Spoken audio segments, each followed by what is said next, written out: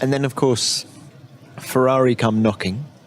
Did you consult Jackie? I did, and he said that he was putting the team even better, and he wanted me to stay.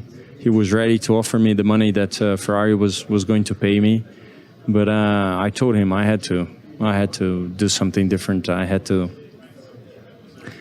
take the offer from Ferrari. I had to go. But he said, "Are you going to be number 2 there?" I said, "It's not written on my contract." And then he said, "Okay, so off you go.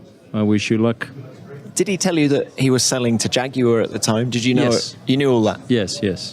Why did you have to go to Ferrari? It wasn't that I had to, but it was I wanted to test myself against the top one, which was Schumacher, and I was,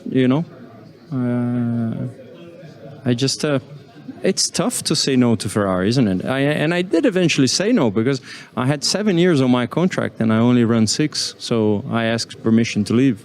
So the lure of challenging yourself against Michael Schumacher, how supportive was he to you? Michael? Yeah. You're looking at me as if that's the most stupid question you've ever been asked. But, your teammates, some teammates work together. I'm assuming you and Johnny Herbert, for example, worked together at Stewart. Yeah. Was there a Chinese wall down the middle of the Ferrari pit garage? And you just never... No. I've always made friends and I've always had a great relationship with my teammates. But do you include Michael when you say that? I do, but he was never supportive. It's not the right word. It's not like he would never been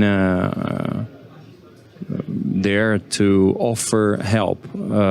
So I never asked because there are teammates that you go and ask, and you can see that he's, for example, Eddie Irvine. You ask him.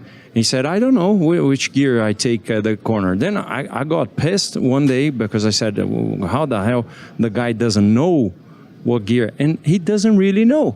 It's just he doesn't think. He just do it naturally. So you have to learn people. But with Michael, it was different. He was a bit naive in a way that he worked his way. So many times I grabbed my chair because the meeting was already finished.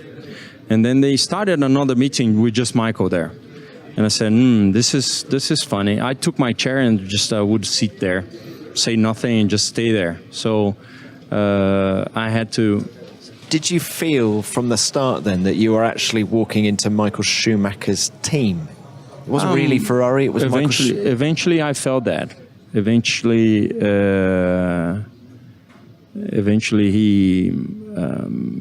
I felt that the team was his. And how long did it take for that realization to drop? But it never dropped my emotion of actually seeing that I had to overcome all the problems to become better and better and to race against the best. It wasn't that, okay, this engine was for him and this engine is for Rubens. I think they've done such a good job on the year 2000 already that engines were pure, they had the same amount of power. Okay, one special would have a choice to go to Michael, but I think that at the end of the day it was not a problem for me to race the same car as him. You know better than anybody, because you've seen all the telemetry, what made Schumacher special. So if I ask you that question, what is it? He was super on high speeds, super, like very, very gorgeous. He was... the way I drove on the low speed was actually more... I was taking more speed out of it than him. So I remember so many times Ross telling him that he had to do something different.